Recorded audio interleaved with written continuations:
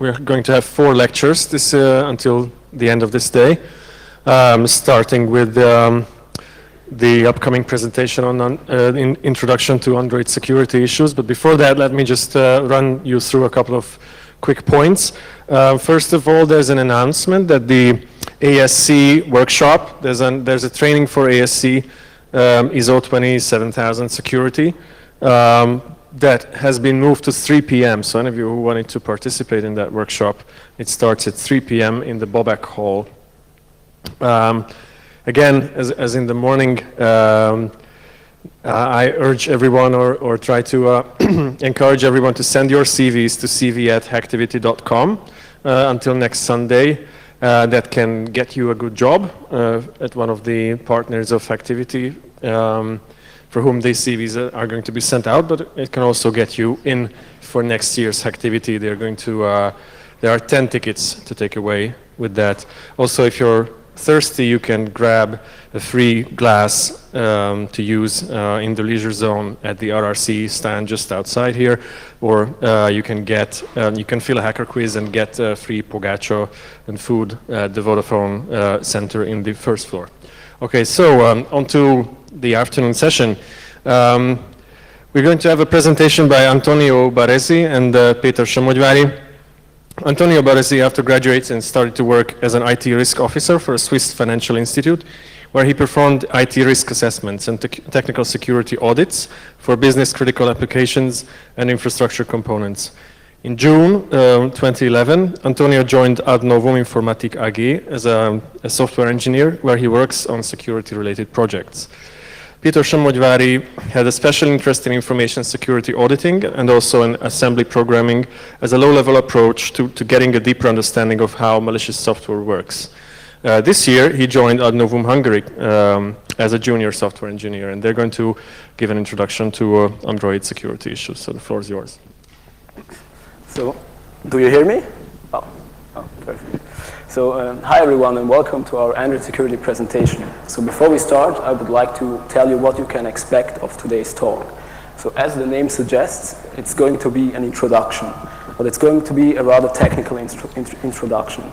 The problem with security is always, if you would like to understand something and look at some cool stuff, you always have to look into the details. So what we're going to do is the following. We will have a first half where we just will talk a little bit about some basics. So we'll look at the Android security permission model, but we're not going too deep into the details. So it's rather scratching on the surface. And in the second part, we're going to show how to exploit memory corruption vulnerabilities on Android ARM devices. But still, we don't expect you to have any previous knowledge. We are trying to explain everything, but still you should have some technical background. So we were introduced already. Here's the outline. First part, Android security basics, and the second part, Android software security. And we will also have a demo in the second part. So before we start with Android, just some general thoughts on mobile security. Everyone talks about mobile security, but basically it's always the same, right? It's always about confidentiality, integrity, availability, authorizing, authenticating people, and so on. What has changed in the mobile world is pretty sure the threat scenario. So if you look or if you think of your client workstation within your company's network, it's a pretty safe place there. So your client workstation operates in a network where it can trust all the participants. The network is managed. It has maybe there is even intrusion detection and intrusion prevention systems. There is a perimeter, there are firewalls, and there is proven antivirus software, and so on. If you look at the same things in the smartphone world, so it looks pretty scary, right? Because a smartphone basically cannot trust anyone. It's most of the time connected to people or to devices it cannot trust, for example, Wi-Fi access points.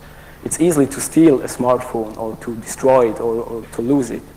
And the last person probably you can trust is the user, because you can't trust into the user's judgment. He will basically install everything if he wants it, even if it asks for all permissions. So the smartphone world is somehow a little bit different than what we had before. And if you think about the data that is stored on smartphones, it doesn't make life easier. Basically, nowadays you have everything on your smartphone. all the data you had, I don't know, some years ago on your desktop and much, much more. So if I have your smartphone and all the data, I basically know everything about you. So as said, it's a technical talk. So let's look at the Android platform first, but as said, very quickly. So that's basically the picture you see in every Android presentation that is a little bit technical. So if you don't know Android, Android is a Linux-based operating system optimized for mobile devices. We have the Linux kernel at the bottom that interfaces the hardware. Then we have the native layer with all the libraries, so that's all native code. There is a libc, it's not GNU libc, it's another libc, but basically just native code. And then there is the runtime, the so-called Dalvik virtual machine. That's where all the apps run. And on top of that, everything else runs in Dalvik, and you have the application framework. These are, let's say, more components that are system near, for example, a content provider for your contacts that manages all your contacts or your SMSs. And on top of that, you have all the applications that you can exchange. So you can, if you want, you can just have another SMS application. You don't have to use the one that is already on the device. So now let's look how an app comes to the system. So basically an app is an APK package. If you are a Java programmer, so it's like a jar package. The only difference is that you have one classes file. That's the classes.dex file. Within that you have all the logic. And that's Dalvik VM bytecode. And then there are some hashes and some signed hashes to make sure that the package, so that the integrity of the package is preserved. And if you install an app, the signature is checked, but one thing you will note now is that it's always self-signed. So in the Apple world, for example, you need a developer certificate, so you have somehow to prove that you're trustworthy, and then you can sign some packages, and it has any way to go through the App Store. In Android, it works differently. So anyone can just have a self-signed certificate and sign any package. And if you have the right option set in the settings, you can just install it on your device. So in Android, a signed package does mean that if you have application A and application B, it comes from the same developer. It doesn't mean that the developer is trustworthy. And then the signature, it's checked at installation time, so if you find some way to change it on the file system, if it's already installed, that's going to be, you can manage to do that. And during installation, you will always have a user assigned to the app. So now we see the first, let's say, things connecting to the Linux operating system. So an app will always have also a Linux system user, and that gets assigned at installation time. And what also every app gets is some region within the file system. So in that case, it's data, and then the package name. So every app has its own file system region. So we now know how an app comes to the system. Let's see where it runs. As said, every app has an own Linux user. So what basically happens is that there will be a process for every app, and within that Linux process, your app, or let's say your Dalvik VM instance will run, and within that, your app. So basically, you map apps to processes.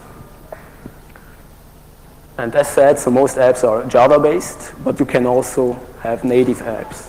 So especially from version 2.3, you can have entirely native apps. So when you tap on one of your icons and you start an app, there is no execv system call executed. So there is no binary that gets loaded, right? So what happens is there is a so-called Zygote process. This is a process that gets started after boot time, and it just waits. And as soon as someone will start another app, it forks itself, and within this forked image of Zygote, the app will run. And of course, the user permissions will be adapted accordingly. So now that's basically a little bit the overview, how you can imagine an app runs on a device. Let's look at the Android permission model. So that's something that most users probably know. If you install an app, you get asked for permissions, right? And exactly these permissions, they're within the Android manifest file that comes with the APK package. So if I'm an app developer, I develop an app, I say I need internet access, I write it into the manifest, and the user gets prompted to accept it. But the Android permission model allows more. So if I'm an app developer, I can even say I would like to have a known permission that other apps have to have, and when someone would like to start one of my components, it has to have this permission. So it's pretty flexible. The next thing that is pretty security related is, of course, the Android sandbox. And here's, let's say, the special thing about the Android sandbox. It's not implemented at one place. So basically, it consists of the Android permission model. So if you would like to access some SMS data, you need the permission, and everything happens on the Java layer. But if you, let's say, want to access a file on the file system, then the Linux file permissions kick in, and that's where the authorization is done. And the other thing that also is done is when you access network, for example, you need a specific group to be able to open some sockets. So here's the example. So let's say you install an app, and the app asks for the internet permissions. What happens is, in the platform.xml files, it says that every app with internet permissions will be in the inet group. So the user which will be created will also be assigned to this group. And within the Linux kernel, we will have this check. So the inet create function gets called when you open a socket for the inet family. And within that, they will check if you are really in that group or not, and depending on that, you can open the socket or not.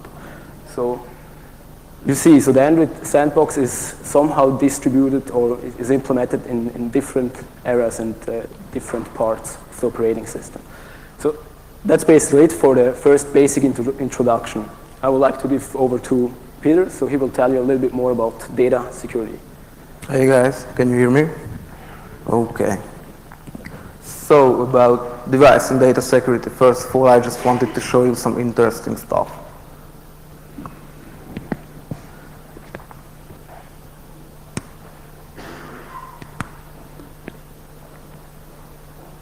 So basically that's it. And the question is what the manufacturers and the Android operating system does for you to protect your device and your data. First of all, you can use the screen lock mechanism with numerous methods. And as the bootloader, it's locked by default. You can of course unlock it. I will explain it later. And the other thing is that you cannot run ADB, the Android debug bridge, with root privileges by default on a production device. ADB is a binary, and you can issue commands with it to your phone from a host machine of yours. And if you choose to lock your device to the screen lock, either with a PIN or a passcode, it will get hashed in a way. It will get concatenated by the salt and then hashed twice, and the results of the hashes will get concatenated again. It will get stored in specific places in your device. That's the important part, that it will be on your device. And the place where it gets installed depends on the OS version, because Jelly Bean introduced some new database to store the salt. Well, if you somehow able to obtain the salt and the hash code of your passcode, then you can just brute force it, as we mentioned in some example. Another thing to mention is the policies.xml, which contains the strength of your password and other restrictions which you may have to obey when giving one. Here we did some interesting statistics about how it can brute force, and there are other questions. Should you use GPU computing power to break it, or just rainbow tables? It's an interesting question. The boot process is really a critical part, because at boot time you will have the bootloader load an image, and if it's unlogged, it won't check against the signatures of that image you are booting.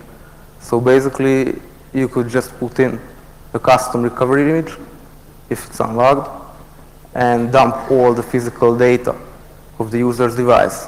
So if I just found your phone on the street, it doesn't matter if it's logged or not, I mean the screen lock. If you have your bootloader unlogged, then I will gain access to all your data and I could break it offline. Routing. Well, routing is about gaining access to root privileges. You can run apps with root privileges which you can't normally do in the stock ROMs. That's all about routing. Storage encryption is introduced in 3.4, and it uses your passcode, which you provided earlier for the screen lock itself, to derive a symmetric key from it for the specific algorithm, which will then encrypt your storage. The place where this could be improved is that it doesn't include some hardware support. And Apple made it a little bit more strong with built-in hardware encryption support on their devices. And I'm going to talk about the attack path. So if I want to get your data stolen, what choices do I have?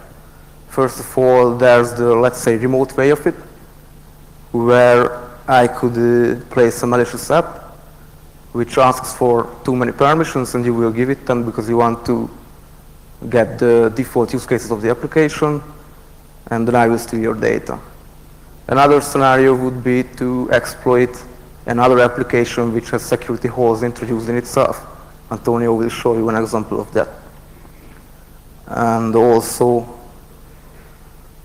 there are the physical parts where I could try to run ADB on your device. If you left open the USB debugging enabled check, then I could install an application on your device. And by default, I would have all the permissions an application can have on the Android OS. If the ADB is not running, I could still check if your bootloader is logged or not. And if it's not logged, I could just do a physical raw data dump and break. If you enable storage encryption, then I would have to still break it offline. But there I could have, let's say, much more computation power, sorry. And another way to do it is just to get specific hardwares to extract your data from the NAND flash or the SD card, let's say, without even turning your device on. And again, if it's encrypted, I could just break it offline then. So what's our conclusion here? Is that passcode is really useful, but you should do a longer one and never trust it fully. The other thing is that the storage encryption is good, but it still could be improved to have hardware support. And also, if you have a mission-critical application which needs to protect the data it produces, you should introduce your own encryption algorithms or any solution to protect it. And you should not store your keys on the device. Or you should just store it in the user's head or on some third-party servers you want. And that's it for me. Thanks. So basically that was the first part. Do you hear me? Yeah. So now we're going to look at the second part. So that's the more detailed and more advanced part, but still we don't require any previous knowledge. So what we're going to look at is, we're going to look at how well are the processes running on the native layer protected against the exploitation of memory corruption vulnerabilities. So the kind of buffer overflow, format string vulnerability stuff. So in case you don't know what a memory corruption vulnerability is, it's basically a bug where an attacker can corrupt some kind of memory or some parts of the memory of a running process. And there are some interesting parts that can be corrupted, right? So maybe there is some interesting data that could change the behavior of the application so that the attacker gains some additional knowledge or an advantage. Or there are maybe some interesting pointers so that you can hijack the control flow.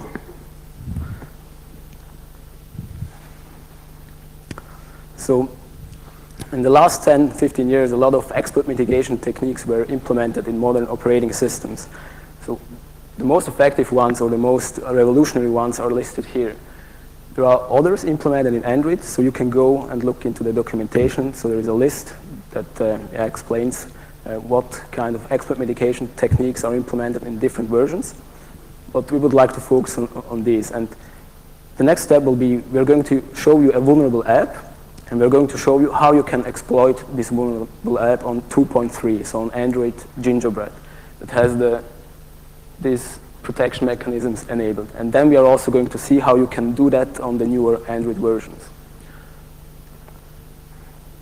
So that's the vulnerable app. So we noticed 20 minutes ago that it's not so good to read. So basically what it does is it opens a network a socket, it listens to port 7100, it waits for some data. As soon as it gets some data, it writes the data back. And the handling is will be done in two functions. So there will be the read from socket function that reads the data, and then there will be the echo function that will write the data back to a socket.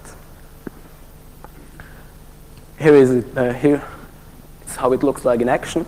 So basically, we will have our computer, we will connect to port 7100, and it will get some data, and it will just write the data back.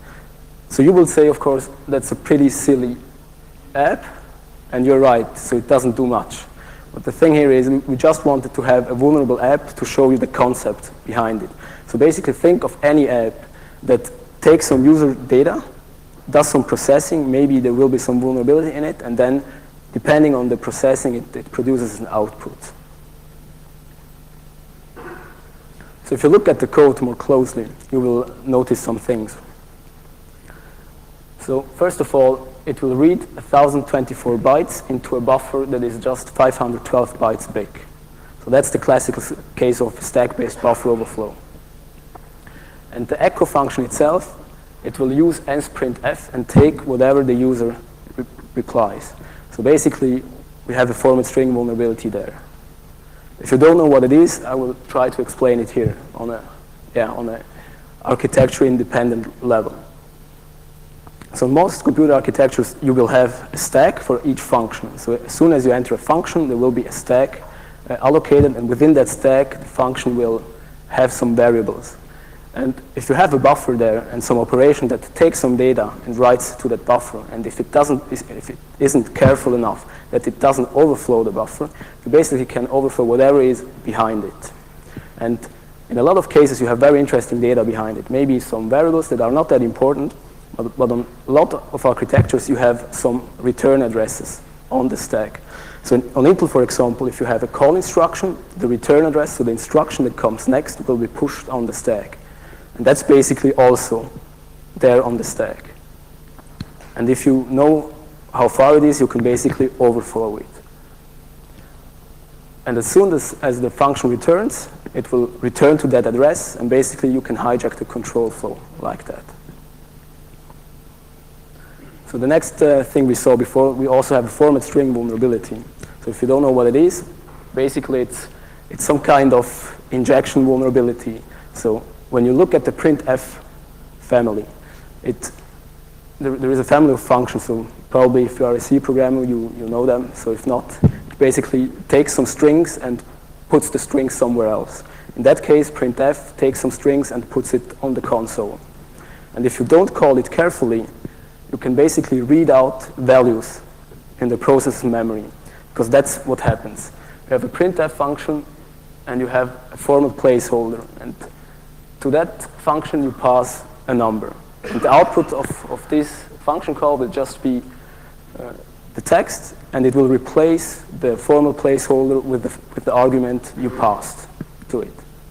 If you forget to pass any arguments, basically printf or all the printf functions, they will assume that an argument was passed. So it will just take the next arguments and put it to the placeholders. So in that case, you can just, if you're able to control the string, including the placeholders, you can just instruct printf to take some values from the stack and print it out, or in case of sprintf, print it into another string. And there are some other interesting format placeholders, like the %n. So that one is a little bit differently. So as soon as printf sees %n, it will write the number of outputted bytes to an address that it finds on the stack. But we're not going to use that one. So here again, a vulnerable native app. We have the stack-based buffer overflow, and we are going to use that one to hijack the control flow. And then we have the format string vulnerability, and we're going to use that one to inspect the memory. And before we really can get started, some ARM machine language basics, because we're going to see some ARM machine language. So ARM is a 32-bit RISC architecture, and it has 16 visible registers, R0 till R15. And 3 of them are special purpose. So there is the stack pointer, R13, there is the link register, R14, and R15 is the program counter. Stack pointer is stack pointer, points to the stack, obviously. The link register will hold the return address during function calls. So that's a little bit different than Intel, where you push it on the stack. And the PC, the program counter, is basically the address that it gets executed next. That's the instruction pointer in Intel. And the cool thing about ARM is you can read and write PC like any other register. That's differently in Intel, right? You can't just put some value into the instruction pointer. So something that is important, especially for write exploits, is you have to know the calling convention if you call some other functions. So in ARM, the calling convention looks like this. You pass the first 4 arguments within the register and everything. So if you need more, you pass it on the stack. So that's a bit different than Intel. There you pass everything on the stack. Before you call the function, you push them on the stack, and then you go to the function. There's some other detail in ARM. So ARM supports different kind of instruction sets. So there is the ARM normal mode. That's a 32-bit opcode instruction set. And there is the thumb mode. That's a 16-bit opcode instruction set. And the reason for that is ARM is used in a lot of memory-critical devices. So with that, you can have much more code density. So if you use thumb, if it's enough for you, you can have much more instructions in the same amount of memory. And the transition between these modes happens with the last significant bit. So if you branch to some address, if the last significant bit is 1, it will change to thumb mode, and else you are using ARM mode. So just to get warm up a little bit, some instructions.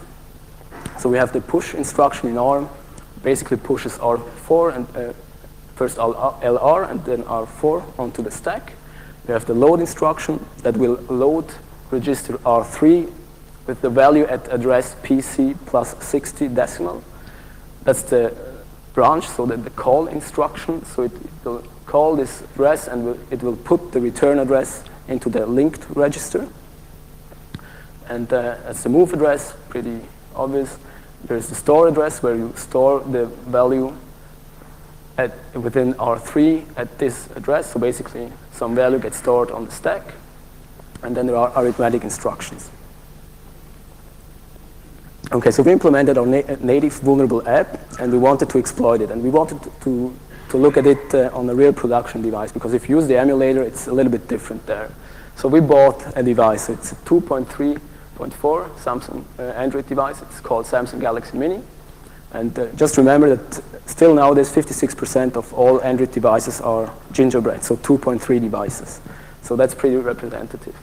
And one little side note, when we bought the device, we checked out the settings, and the funny thing was that debug mode was enabled by default.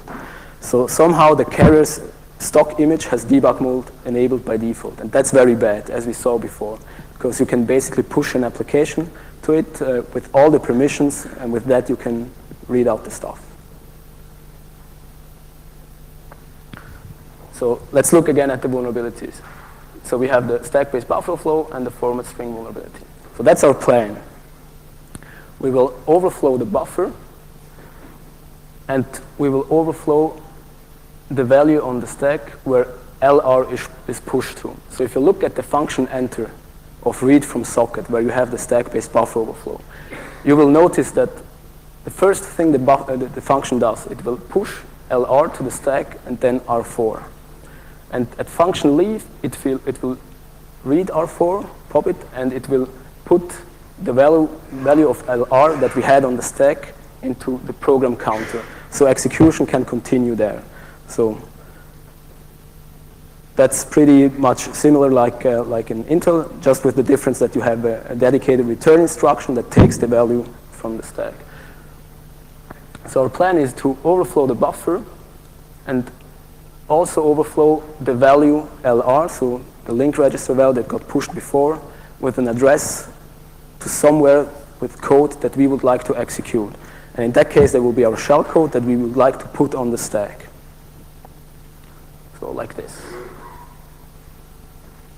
So when you try this, you will notice it will not work. And the reason for that, we saw it in the overview at the beginning with all the exploit mitigation techniques that are implemented. There is stack protection implemented on Android 2.3, no, even on Android 1.5. So they all have stack protection implemented. And what stack protection does is it compiles some code into the binary, and as soon as you enter a function, it will put some value onto the stack after it pushed the link register and R4 onto the stack, and this value is random. And at function exit, it will compare two values, so it basically puts one of the values, so the random guard into one register, and the value of the random guard that it expects to the other register, and it will compare them. And if they're not the same, it will just go to an exit function.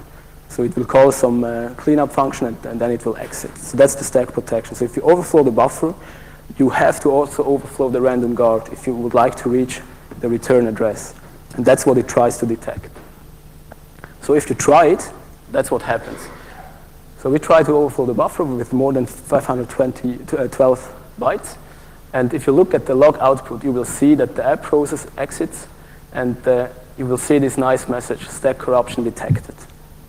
So that's not going to work. So somehow we have to bypass that. And because the vulnerable app is very, very vulnerable, we have a format string vulnerability, and with that we can read out values on the stack. And the thing to notice here is that the echo function comes after the read from socket function, and it allocates more on the stack than the read from socket function. So somewhere also from the stack pointer of the echo function upwards, there will be the random guard somewhere, because that's not going to be overwritten. So the idea here is to somehow find that value and read it out. And you can do that if you use the format string vulnerability and pass the right format placeholders to it. So if you pass this, so if you type this to the app, it will give you some values, and that one is our random guard. So you can try that out with a debugger, and then you will find it. Another thing to notice is that we have another interesting value on the stack, and that's basically a value that points to the stack.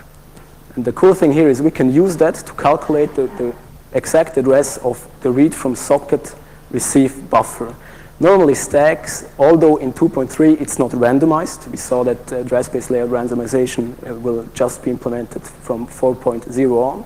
Although we don't have that, the stack location is always dynamic, so it depends on the runtime. Therefore, with that, we can calculate the exact address too. So what we have now is we have the random guard that we need to bypass stack protection, and we found an address that points to the stack. And by having the right diff, we can always find out what the receive buffer address is in read from socket. So let's try it again, right? So let's put the address of the shellcode that we calculate and the random guard on the stack when we overflow it. And now we should be able to somehow take over control. As soon as the function leave pop instruction happens, we should execute at that address. This is not going to work either because of the non-executable stack we saw. So the stack is normally not executable since 2.3. And the heap is also not executable. So basically, we are now able to hijack the control flow, but we are not able to execute the code on the stack that we placed there. So if you look at the memory maps, you will see that the stack region will have read-write privileges, so no execution privileges. So we have to circumvent or bypass that somehow. So what we know now, we can hijack the control flow, and we cannot execute the stuff on the stack. But there is much more within the process virtual address space that we can execute, because there are a lot of things there that are mapped executable. For example, system, the libc, of course, right, and other libraries. But what we're going to do now is that we're going to use return to libc. So that's also pretty known, right? It's not Android specific, but we're going to use it now in Android. So the idea is to use some libc function, and more specifically, we're going to use mprotect. So mprotect is a function where it's a system call, and you can change the privileges or the permissions of the memory mappings.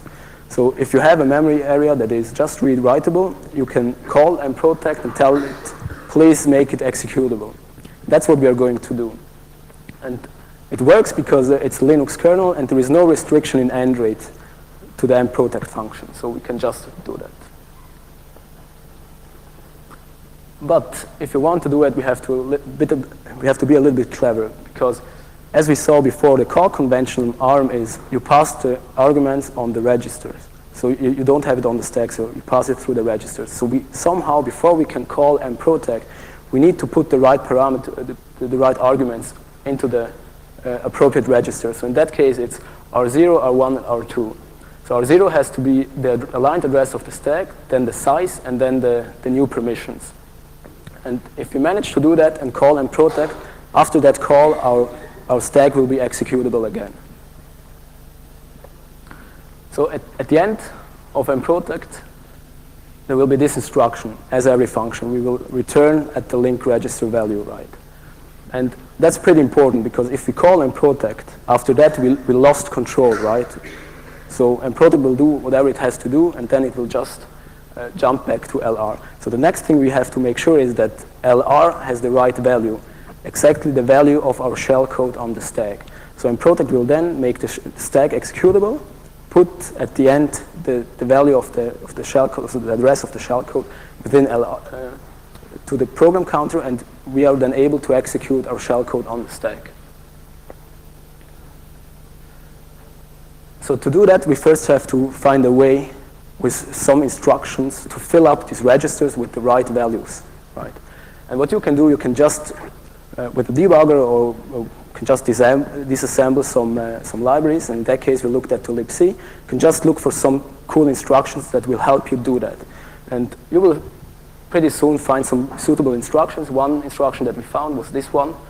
So that will basically load multiple values from the stack into R0, R1, R2, R6, stack pointer, link register, and the program counter.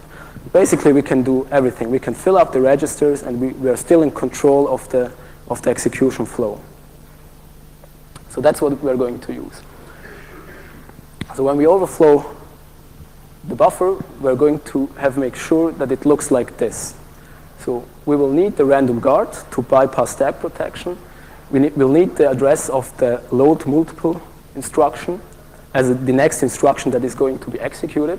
Then there is some value we don't care, because this load instruction will first increment the pointer that it found, so the stack pointer with 4, and then we have just some values that we can just put in there that it's not going to be relevant. And from then on, it will read the next value into R0, so that's going to be the address of the stack, because that's the first argument to mprotect. Then the size that we have to pass to mprotect, the permissions, so in that case read, write, execute, and another value, R6, we don't care about that. We can even adjust the stack pointer, and then the values for the link register that has to point now to our shellcode, and the one for the next program counter, which is mprotect, because that's what we would like to execute next. And if you do that, it will work. So basically with that, you can bypass stack protection and the non-executable stack. And after that, you can execute whatever you want on the stack. And the nice thing is mprotect is pretty helpful, right? I mean, it does all we want. So we didn't speak about the shellcode. That's basically the part that we want to inject and that we want to execute. We're not going to speak about it. You can just use Metasploit, for example. It has some exploits for ARM Linux, so you can use them. We used the ones that we're going to show you in the demo will just be the bind shell, where we will open a port and listen to it and then present the shell to that port. So now it's demo time.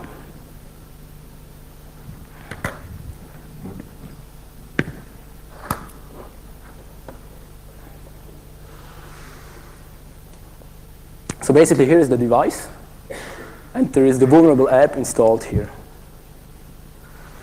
And we have here a private Wi-Fi. So basically, you see that? Okay, so I should be able to ping the device Yes. So I'm pinging now the device.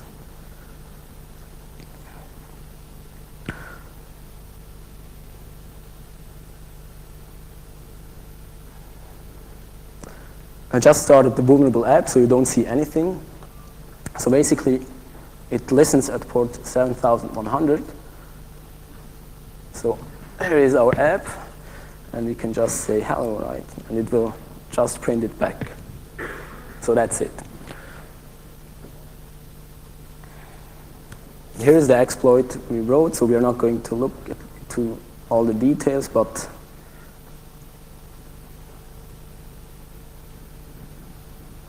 so it's not, yeah, you can read it. So basically we will first exploit here the format string vulnerability. We will get the right values, and then we will connect again.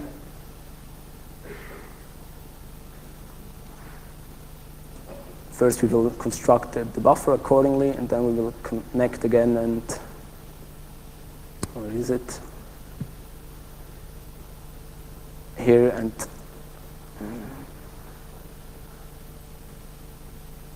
write the exploit buffer. So after that point, we should be able to execute code on the device. And what the shellcode will do, so that's how we will see if it worked or not. It will open port 4444, and we should be able to have a shell there. So if I do it now, nothing happens, so there is no one listening there, right? So let's execute.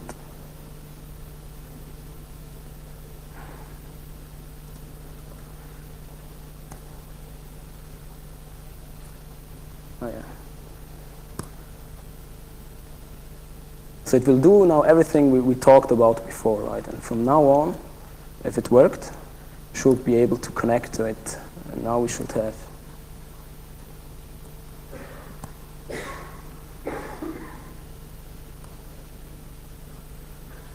We should, yeah.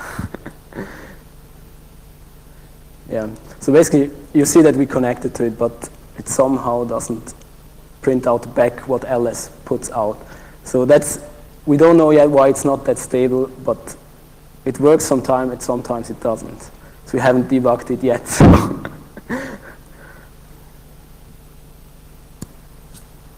That's not going to work. Can you just restart it? Okay. I will show you the other exploit we prepared. So in that case, we thought, okay, because it doesn't work that stable, we prepared another one with another shellcode. The other shellcode will just execute an application that is already on the device, and that will just play a sound, so you will hear it. But so I will continue with the presentation, and then we will do the demo later on.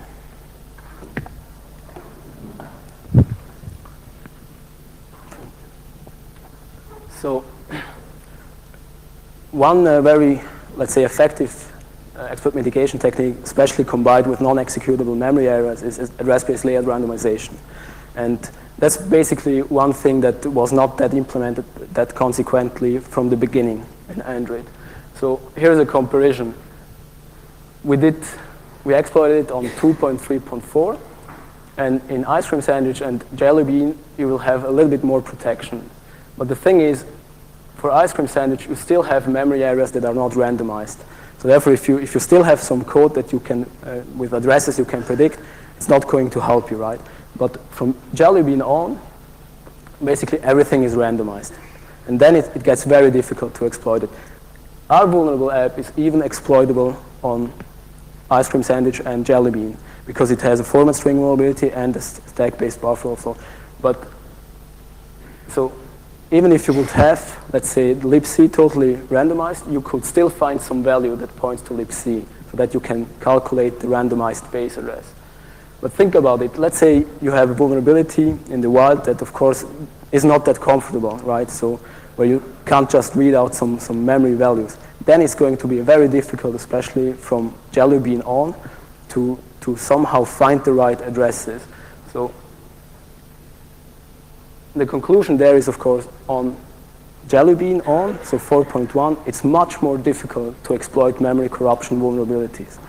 And before that, it was a little bit easier. So that's for sure a pretty good improvement in Android. And I hope that you understand now also the background, so why that is so important and why it works so effective.